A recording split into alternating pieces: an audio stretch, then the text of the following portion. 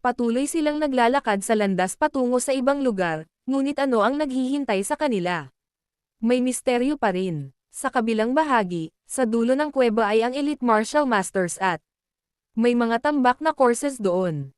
Hinugot ni Gako ang kanyang sword mula sa patay na katawan ng martial artist na si Jong Yang San said, malapit nang dumating ang mga bago. Sa tingin ko, dapat muna natin silang harapin bago tayo sumulong. Huli na yata sila. Kung magde-delay tayo ng napakatagal, ang mga banal na sandata ay maaaring agawin ng mga nauna sa atin. Sabi ni Gako, tama ka.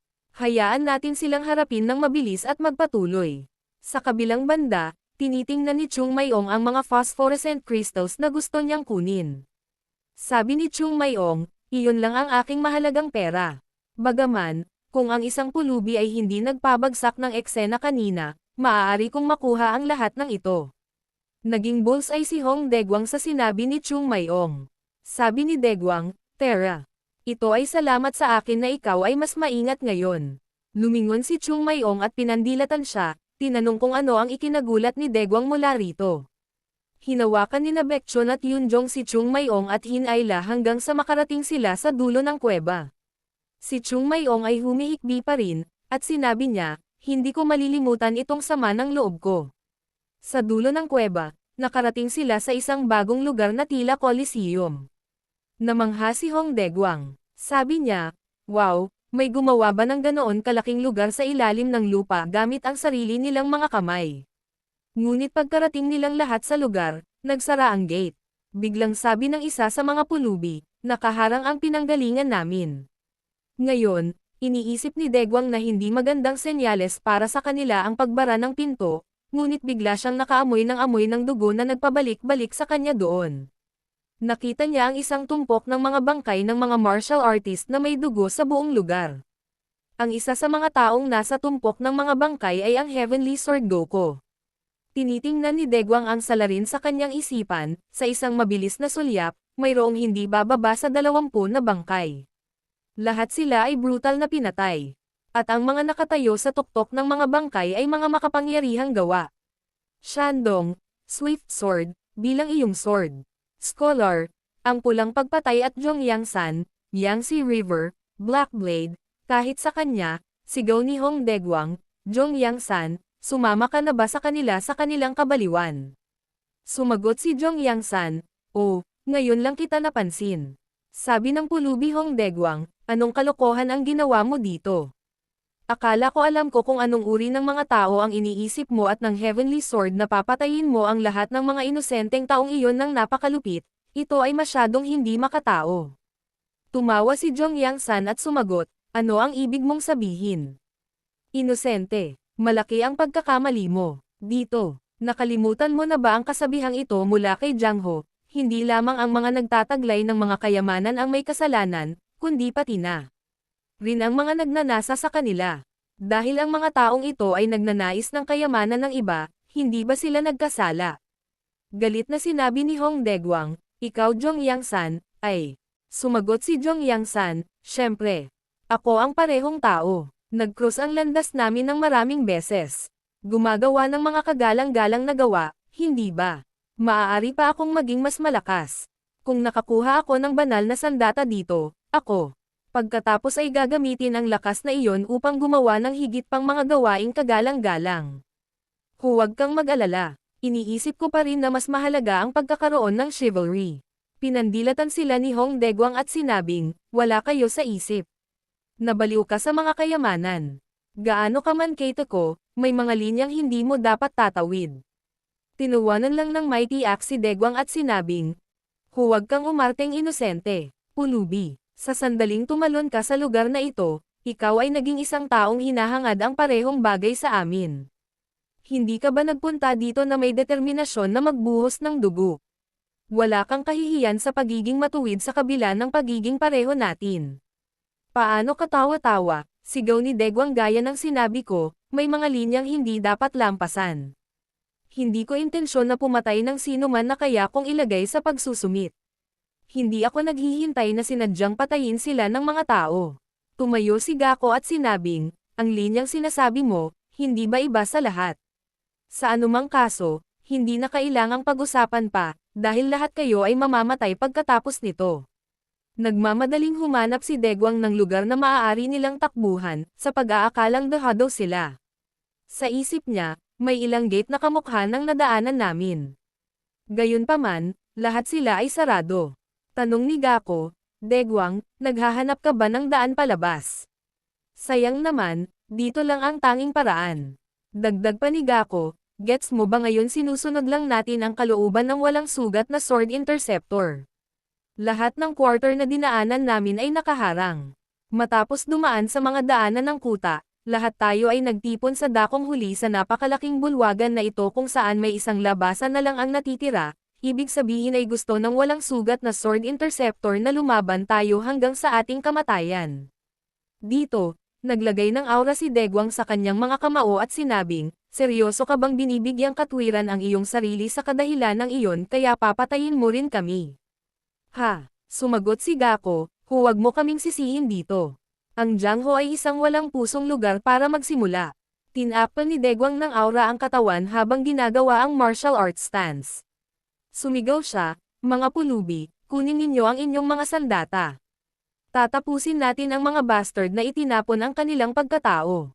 Ibagsak silang lahat o mamatay sa pagsubok. Sa pagtingin sa mga kaaway sa isipan ni Degwang, isipin na ang mga taong iyon ay nagkaroon ng alyansa sa isa't isa na nagsanib puwersa, napakalakas nila na kahit ang Wudang sect ay hindi nila kayang harapin ng ganoon kadali, ang kapangyarihan ng pulubi lamang ang nanalo, hindi sapat na gumawa ng marami para sa kanila.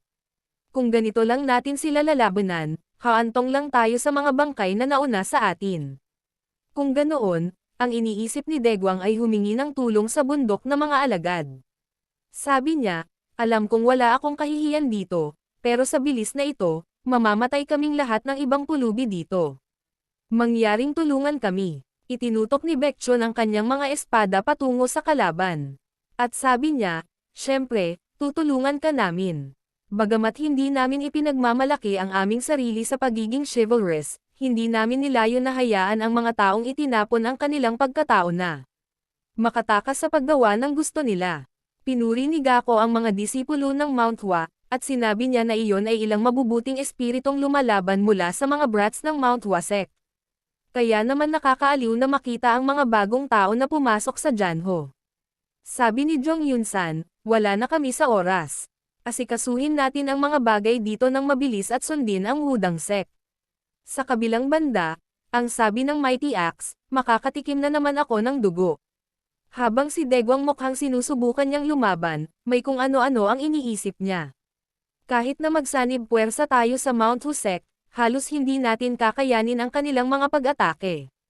Hindi magtatagal bago tayo mapa-address ng mga ito. One-sidedly, ang layunin natin dito ay tumakas. Dapat akong lumikha ng pagkakataong makatakas sa tanging landas na iyon sa unahan, anuman ang mangyari, ito ang tanging paraan para maging ligtas ang lahat.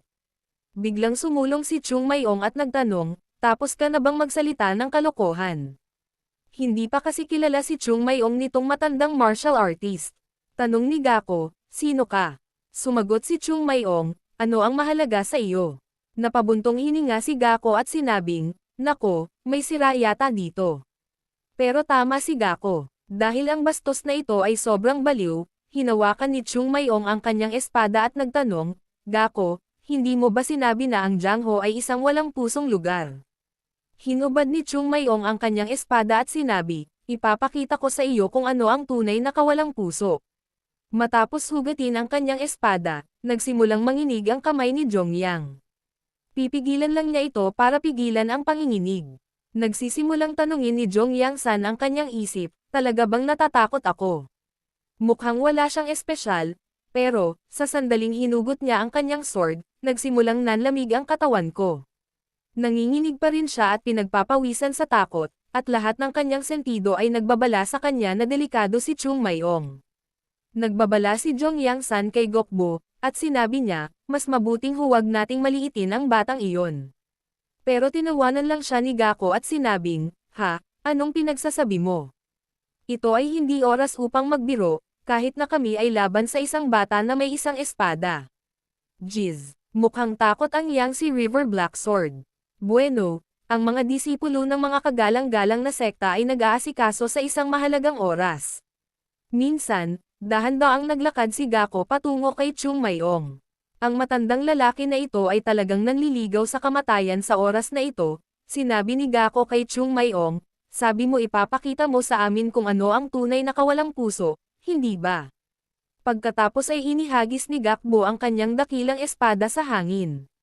Pagkatapos ay sinabi niya kay Kiyang na ibababa niya ang kanyang espada, at dapat subukan ni Chung Mayong ang anumang bagay para pigilan ito.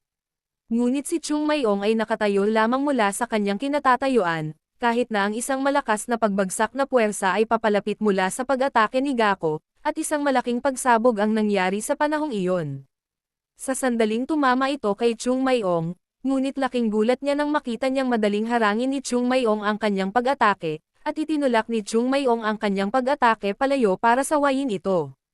Pagkatapos nito, hinawakan muli ni Gako ang kanyang dakilang espada at patuloy na inaatake si Chung Mayong, na madaling hinaranggan ni Chung Mayong nang hindi man lang gumagalaw kahit isang pulgada mula sa kanyang kinalalagyan. Patuloy ang palitan ng suntok, ngunit hindi siya tinuturing ni Chung Mayong na parang isang hamak na langgam.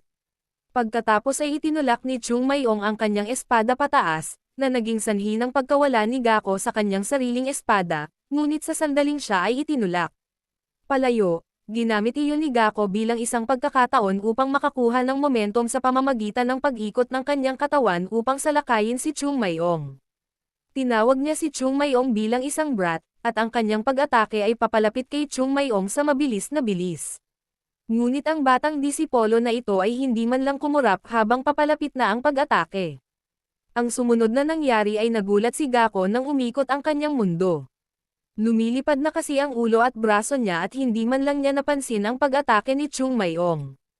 Ipinaalam ni Chung Mayong sa mga kasamahan ni Gako kung sino ang susunod na pupuntahan at sumunod kay Gako sa kabilang buhay.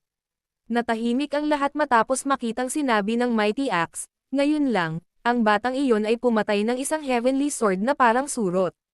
Si Zhong Yangsan, na nasa takot, ay nagsabi, walang duda tungkol dito. Hindi mabilang na mga laban ang kanyang pinagdaanan, at sa prosesong iyon, tiyak na iniwan niya ang mga ilog ng dugo at bundok ng mga bangkay. Ang isang tao na natural na pumuputol ng ulo ng mga tao tulad ng mga dahon mula sa isang puno ay hindi maituturing na isang dawis. Sa halip, siya ay isang mamamatay tao. Sinabi sa kanila ni Zhong Yangsan na kailangan nilang magsama-sama. Tanong ng Mighty Axe na nalilito, ha? Ano sabi mo? Sumagot si Zhong Yangsan, ang sabi ko, magsama tayo. Sabi ng Shandong Swift Sword, nag-alok ka lang ba sa amin na makipagtulungan laban sa brat na iyon dahil lang napatay ang Heavenly Sword? Alam mo ba kung gaano ito nakakahiya? Hindi natapos ang Shandong Swift Sword sa kanyang sinabi. Nang sumagot si Zhong Yangsan, mas mainam na itikom mo ang iyong bibig. Pagkatapos ng lahat, ang edad ay walang kahulugan sa Jiangho, at ang tanging mahalaga ay lakas. Idinagdag niya, samantala, alam natin na ang brat ay isang ganap na powerhouse. Kung hindi tayo magkakasama, mamamatay tayong lahat. Ang bawat isa sa kanila ay pinagpapawisan sa takot pagkatapos noon, sa isip ni Zhong Yang, 10 strike. May 10 strike lang. Hinarang ng lalaking iyon ang Heavenly Swords, 10 tuloy-tuloy na strike at pinutol ang kanyang ulo nang hindi man lang nasugatan. Hindi man lang napigil ang paghinga niya. Ibig sabihin, pinapanatili niya ang kanyang tibay. Nanginginig pa rin si Zhong Yangsan sa naramdaman kay Chung Mayong. Sabi niya, kung malaman ng mundo na nakipagtulungan tayo laban sa isang batang disipolo ng Mount Wasek, tayo ay magiging katatawanan. Gayunpaman, kung hindi tayo magsasabi ng isang salita, paano malalaman ng sinuman? Kalimutan ang tungkol sa pagmamataas. Mapoprotektahan lamang ito kung ikaw ay buhay. Habang si Chung Mayong naman ay may iniisip sa kanyang isipan. Hanggang ngayon, nakikisali lang ako sa mga pambatang away at laban para sa dignidad mula nang taglayin ko ang katawan na ito. Ito ang unang pagpatay sa buhay na ito. Upang tumayo ng mataas sa larangan ng digmaan, kailangan mong magkaroon ng mali siya upang patayin ang iyong kalaban, kahit na naputol ang iyong braso. Itong lalaking ito ang inihagis niya ang kanyang sword para patayin ako. Kaya kinuha ko ang buhay niya sa halip. Ang parehong kapalaran ay naghihintay din sa mga taong iyon. Mayroong 7 sa kanila sa kabuuan. Papatayin ko silang lahat habang pinapanatili ang lakas hanggat kaya ko. Superman na si bro dahil masyado siyang confident na kaya niyang patayin lahat ng martial masters na ito.